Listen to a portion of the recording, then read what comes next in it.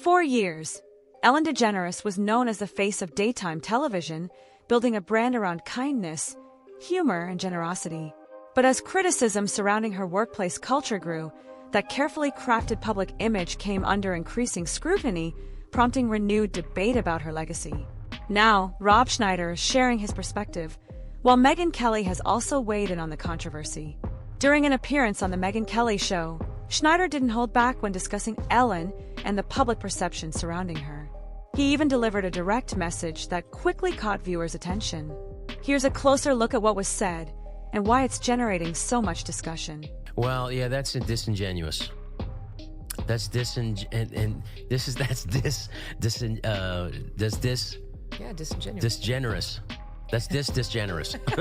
Megyn Kelly was equally direct, arguing that Ellen's public image began to unravel as more people came forward with stories about their experiences.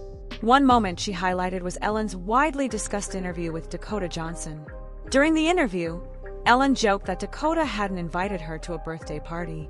Dakota quickly corrected her, saying that she had, in fact, extended an invitation. The exchange created an awkward moment that quickly spread across social media. What began as a lighthearted interview soon became one of the show's most talked-about clips, with many viewers revisiting it after later reports about the workplace culture behind the Ellen DeGeneres Show. For some, the interview took on new meaning in light of the broader controversy surrounding Ellen's public image. Yeah. So her show got canceled after she had this testy exchange with Dakota Johnson, where something happened where Dakota said, oh, I had this birthday party, and Ellen said, well, why didn't you invite me? You didn't invite me. And she said, no, I did invite you, Ellen. That's not what happened. And Ellen had blown her off. Yeah. And then tried to play the victim on the set with her. Anyway, it led to article after article of people being like, Ellen's a bitch. Ellen is a nasty person. And all these staffers started to come out, not for nothing, but I know a guy, I know him very well, whose sister worked for her, who said, you were not allowed to make eye contact with Ellen in the halls of that show. If you saw her, this is not a nice person. So she eventually got canceled, but now she's coming back. She's got a Netflix special. That's the right response. Yeah. She's got a Netflix special. And here's the capper. On the promo, and apparently there's now articles out about from people who have seen the preview. She plays the victim. And she says, poor me. And she actually has the nerve to say that she was run out of Hollywood. After that, even more stories began making headlines. Former staff members and others who said they had worked around Ellen started sharing their own experiences, adding to the growing controversy. According to Megyn Kelly, she knew someone whose sister worked on the Ellen DeGeneres Show and allegedly said employees were discouraged from making eye contact with Ellen in the hallways. As these stories spread, social media quickly amplified the discussion. The controversy reached another level when a viral post asked people to share the wildest stories they had heard about Ellen being rude. Thousands of responses flooded in, turning it into one of the biggest online conversations about a celebrity's public image. One widely shared story came from a person who claimed to have worked at a restaurant where Ellen and Portia de Rossi regularly ate brunch. The employee alleged that Ellen complained to the restaurant owner about chipped nail polish on the server's hand, saying the complaint nearly cost them their job. The post quickly spread across social media and was cited by several news outlets, becoming one of the most talked about anecdotes surrounding Ellen's reputation. While it's impossible to verify every story that circulated online, the volume of similar accounts led many people to question the image Ellen had spent years building. More former employees came forward, additional reports were published, and the criticism continued to grow. Eventually, the controversy became so significant that the Ellen DeGeneres Show came to an end after nearly 2 decades on the air. But that wasn't the end of the story. Last year, Ellen attempted a comeback with a Netflix comedy special. Rather than changing public opinion, the special sparked another wave of criticism, with many viewers arguing that it failed to address the controversy in a meaningful way. Is Ellen DeGeneres rewriting history? That's what some of her former staffers claim she's doing in her new Netflix stand-up special, For Your Approval. I got kicked out of show business. the essence of the special really was totally a lie. Hedda Muscat says Ellen's special hits all the wrong notes. I felt Ellen was not taking responsibility at all. She was sugarcoating it. If I've ever let someone down, if I've ever hurt their feelings, I am so sorry for that. So we were in Santa Barbara. We drove by this place and someone's like, that's where Ellen lives. And to Mary Beth, I just said, I think Ellen, every morning she wakes up, Portia's sitting there having a matcha. She definitely gives me matcha energy. And Ellen looks out over all of Santa Barbara and goes, I can't even do it. They tried to cancel me. Many viewers remained unconvinced by Ellen's public apologies, and some former employees also said they felt her response didn't go far enough. What surprised many critics even more was that, during her Netflix comedy special, Ellen appeared to joke about the workplace controversy. In her original apology, she spoke emotionally about regretting what had happened and acknowledged that she needed to do better. But just a few years later, some viewers felt her jokes downplayed the seriousness of the allegations, reigniting criticism instead of putting the controversy behind her. I'm just so sorry. You're not sorry, so stop acting. I got kids, I'm married, I know exactly what a real apology looks like. I know when I have to give one. It means you're remorseful down in your soul and your spirit. You deeply regret what you've done. You lack all of those qualities. You lack them all. And you are not remorseful. You are not even sorry about what's happening. You're just sorry you got caught. You're just sorry that all that you've worked so hard to build on your lie is now crumbling right before your eyes. And it's not even a rise and a fall. It's just who you truly are. And that's what you're sorry about. So you can keep that apology, because don't nobody want to hear it at all. That's not an apology at all. If you want a real apology, turn yourself in. Megyn Kelly argued that Ellen portrayed herself as the victim during her Netflix special, referencing reports from people who had seen early previews. According to Kelly, Ellen suggested she had effectively been pushed out of Hollywood, a claim Kelly strongly disputed. Kelly questioned how someone with an estimated fortune of hundreds of millions of dollars could argue they had been driven out of the entertainment industry. She also took issue with Ellen's comments about the challenges faced by successful women, arguing that Ellen's wealth, influence, and lifestyle made those complaints difficult for many viewers to relate to. For Kelly, the issue wasn't whether Ellen had faced criticism. It was that she believed the special focused more on Ellen's own struggles than on the concerns raised by former employees and others who had spoken out. And she actually has the nerve to say that she was run out of Hollywood. This person with $100 million in her pocket. $450 million, according to Forbes. That's a low estimate.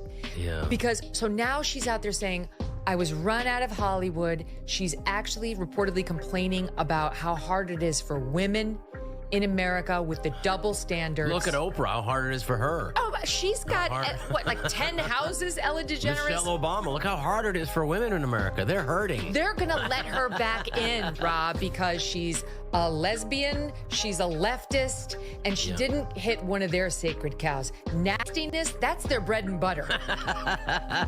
Well, I think everyone...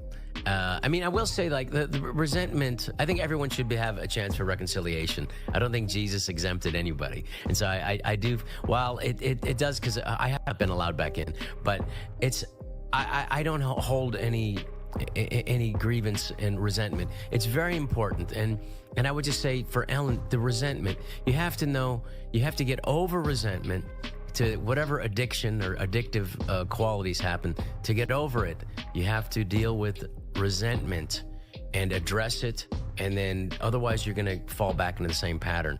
And I think also to admit your mistakes. Of all people on earth to be feeling sorry for herself, Ellen DeGeneres should not be on the list. She should at least, but make a real apology and do it. There's no apology. It's just woe is me. I was run out of Hollywood, as she speaks from this grandiose stage on Netflix. Hello, you haven't been canceled if you are doing a Netflix special. She got $20 million for the one before this. I'm sure she's fine. Ellen's net worth has been widely estimated at around $500 million, and she's become known for buying, renovating, and selling multi-million-dollar luxury homes. But according to Megyn Kelly, the real issue was never Ellen's wealth or success. Kelly argued that the bigger problem was that Ellen never fully accepted responsibility for what happened. When the workplace controversy first came to light, Ellen said she hadn't been aware of everything happening behind the scenes on her show. Critics, however, questioned that explanation, pointing to reports that similar complaints had been raised by multiple employees and guests over the course of several years. How does the Ellen we see on TV compare to the Ellen you saw when the cameras stopped rolling? Totally different. She would only speak to the audience when the cameras were rolling. As soon as they turned the cameras off, she would not even acknowledge the audience. She would just sit on the couch, basically. Even when she exited, she just said what she had to say on camera and then walked off. Dana appeared in the Make It Rain segment, where guests can be drenched with money or water after they answer trivia questions. Wet and shivering, Dana says she was treated horribly by producers afterwards. They told us they were gonna give us dry clothes to change into, so they had us waiting in a hallway by the bathroom, and it's almost like they forgot about us because we were waiting there for a good 45 minutes. One of the most widely discussed moments involved global music superstar Mariah Carey. In 2008, Mariah appeared on the Ellen DeGeneres Show while she was pregnant, though she had not yet publicly shared the news. During the interview, Ellen repeatedly asked Mariah about pregnancy rumors and encouraged her to address the speculation on air. At one point, Ellen offered her a glass of champagne, implying that declining it would fuel assumptions that she was expecting. Mariah appeared visibly uncomfortable throughout the exchange and repeatedly tried to steer the conversation in another direction. Years later, she said she felt extremely uneasy during the interview, and after she later experienced a miscarriage, many viewers looked back on the moment with a very different perspective. You and I both really know now that Miss Ellen, not as nice as she portrayed on TV. Now, the most awkward, uncomfortable, and borderline unethical interview that Ellen did has to be Mariah Carey. Mariah Carey was on the Ellen DeGeneres Show in 2008, and Ellen obviously has to pry and bring up the pregnancy rumors that were circulating at the time. She didn't just do that, though. In order to pressure an answer out of her, she made her drink champagne live on TV. And then the other thing is that people are saying that that you're pregnant. There's rumors. Don't discuss that. All right. Well, you don't. Mariah didn't want to release that she was pregnant yet because she has had a history of having miscarriages, and it was way too early on. Shortly after the interview, Mariah suffered a miscarriage. She talks all about this in some interviews from 2020 and her book that came out, but that's honestly a very evil thing for someone like Ellen to do with her platform. Mariah continuously brings up that how uncomfortable that moment made her. Whether or not it was real champagne doesn't really matter. It's the fact that she was pressuring her into answering on live TV. Then, Rob Schneider offered his 2 cents on the situation. He agreed that Ellen had tried to manipulate the situation into becoming the victim. I think you should, there's certainly no lack of, I don't sense any humility No. in that. No. And no one cares that now she's dealing with chickens. It's like, all right, You're a normal $450 million person. And by the way, I guarantee you she's Who's worth taking a care lot of her more. chickens? I guarantee, what's that? You guarantee what? She's worth a lot more than yeah. $450 million. Her art alone. And those talk show hosts. Her devil-worshipping art alone. It's just, it's too much. I can't stand these rich celebrities who want us to feel sorry for them. We don't, right? It's like all those you saw, like Julia Roberts on the Oprah special with Kamala Harris.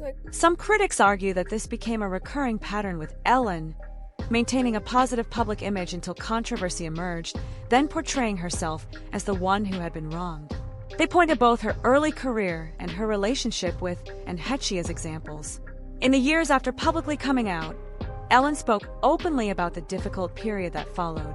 In interviews, she described herself as struggling with depression, financial hardship, and feeling professionally blacklisted. Many believe Hollywood had distanced itself from her after her groundbreaking decision to come out publicly, making it one of the most challenging chapters of her career. Around that same time, Ellen's relationship with actress Anne Heche also came to an end. The couple dated from 1997 to 2000, and initially, both described the breakup as amicable.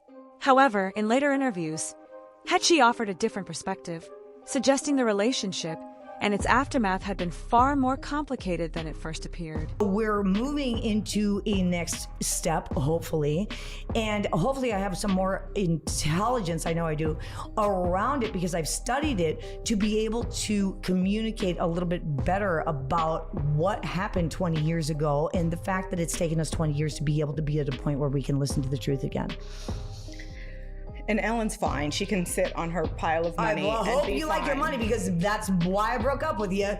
Do you like sitting on your piles of cash? Because guess what? It gets you exactly where you are. And by the way, baby, and it's what you wanted then, and I hope you're liking it now. Cheers.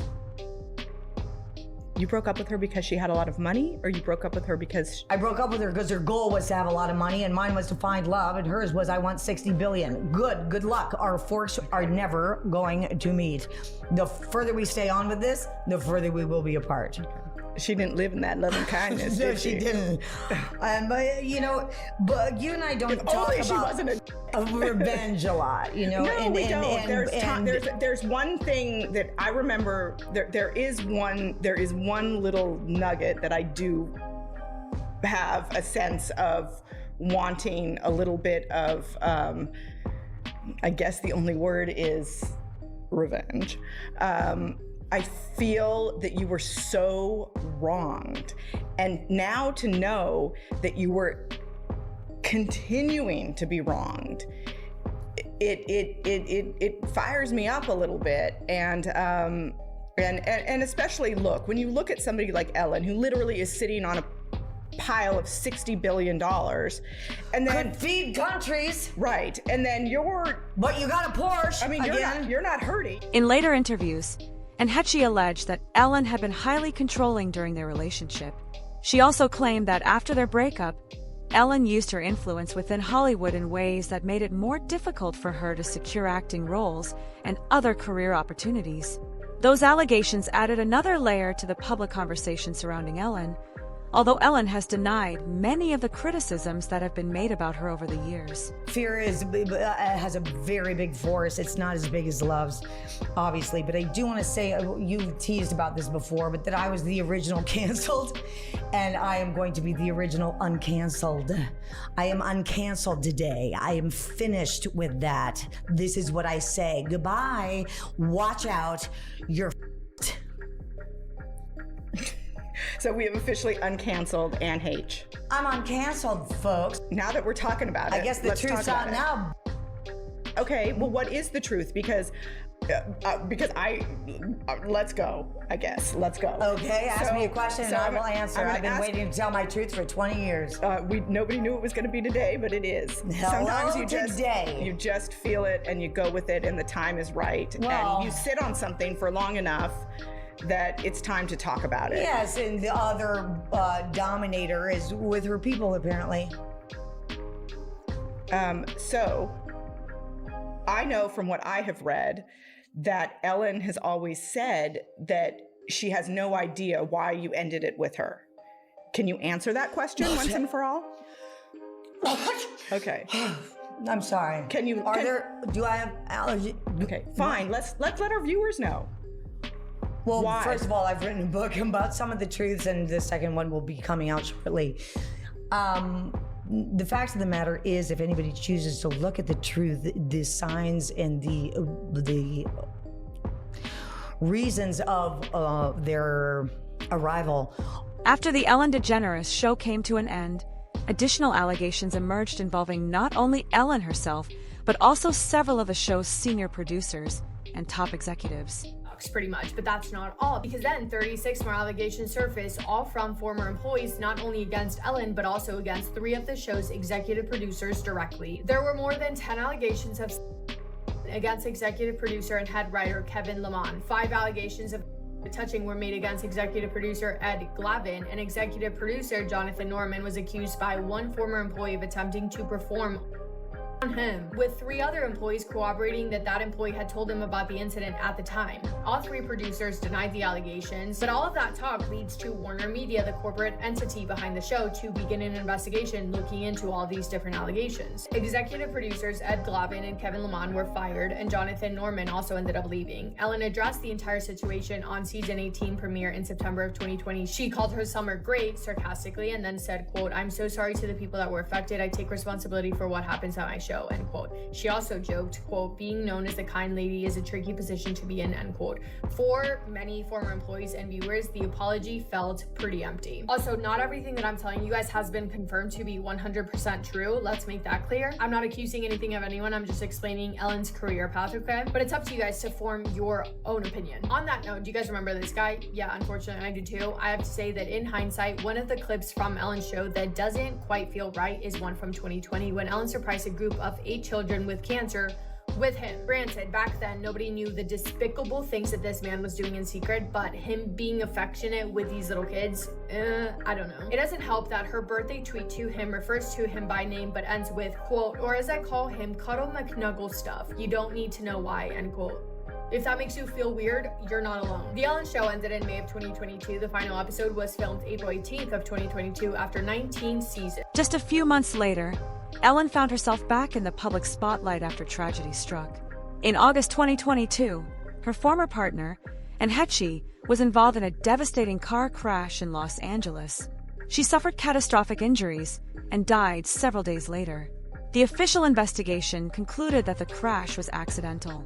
However, because Heche had spoken publicly over the years about her relationship with Ellen and had reportedly been developing new creative projects before her death, the incident quickly became the subject of widespread online speculation.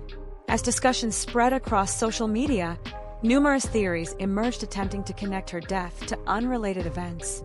Despite those claims circulating online, no credible evidence has been presented to support allegations that the crash was anything other than what investigators officially concluded. Currently standing in front of the house where actress Anne Heche crashed her car back in August 2022. Crash that has left more questions than answers. That morning, Anne walked into a hair shop in Venice, California. The owner said she walked in, saw a red wig up on the shelf, wanted the red wig. He told her it wasn't styled. She said no worries, made the purchase. He recognized who she was and asked for a selfie. They took a selfie together, which is still up on his Instagram. The owner of the wig shop, Richard Glass, said that she was completely normal, didn't seem impaired, she wasn't slurring her words, thought the interaction seemed completely normal. Just after that seemingly normal encounter, she was captured behind the wheel of her blue Mini Cooper and was also involved with 2 hit-and-run incidents earlier that morning before the crash. In this photo taken from the scene of one of the hit-and-runs, you can see the red wig on her passenger seat as well as what looks like a vodka bottle in the cup holder of her car. To most people, that photo looks like proof that she was drinking. But here's the thing, according to the coroner's toxicology report, there was no alcohol in her system reported during the time of the crash. No active drugs were found either, just small traces of cocaine and cannabinoids from prior use. So if she wasn't intoxicated, why was she driving like she was running from something? Anne's car was captured on doorbell camera footage, zooming down this street at an extremely high rate of speed.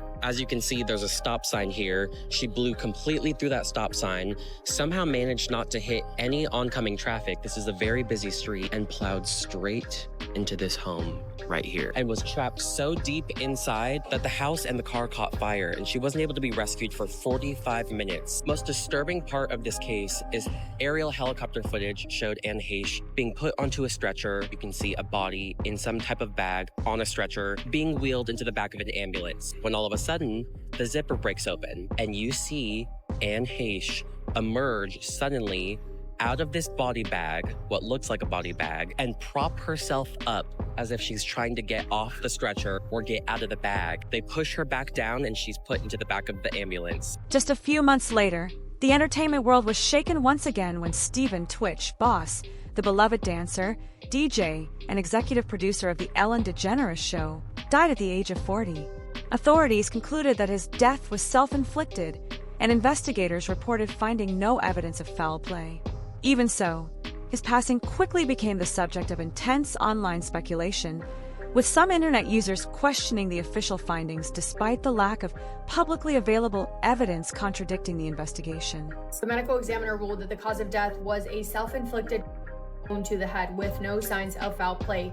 Twitch had joined the Ellen DeGeneres Show as a guest DJ in 2014. In 2020, he was promoted to executive producer. He was universally beloved by the audience, by his colleagues, by those who had worked with him and for him. Another choreographer that was close to Twitch stated that after the 2020 toxic workplace scandal, Twitch had come under immense pressure for publicly supporting Ellen. Quote, people were looking at him like, why are you still supporting this woman? End quote. He stated that he believed that Twitch's mental health had deteriorated significantly in the period following the scandal. So there were people who knew him who had noticed a change in his behavior, but on the other side of that argument, when he passed, his wife only received half of his estate because Twitch did not have a will, which is incredibly odd in a lot of people's opinions. Ellen released a statement, quote, I'm heartbroken. Twitch was pure love and light. He was family and I loved him with all my heart. I will miss him, end quote.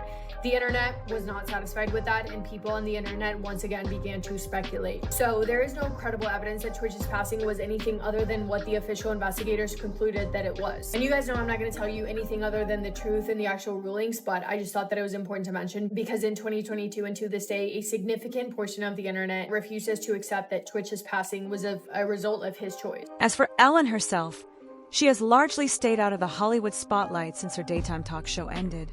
In late 2024, she and Portia de Rossi reportedly relocated to the United Kingdom, opting for a quieter life away from the constant attention of the entertainment industry.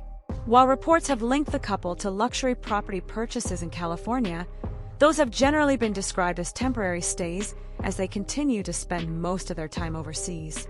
According to Deadline, Ellen is expected to reprise her role as Dory in an upcoming Finding Nemo short film.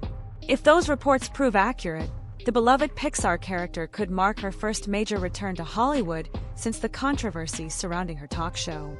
The bigger question is whether audiences are ready to embrace that comeback, or whether the controversy that brought an end to her daytime television career will continue to shape how she's viewed for years to come. If you enjoyed this breakdown, be sure to subscribe for more deep dives into the biggest stories in entertainment. Thanks for watching, and I'll see you in the next video.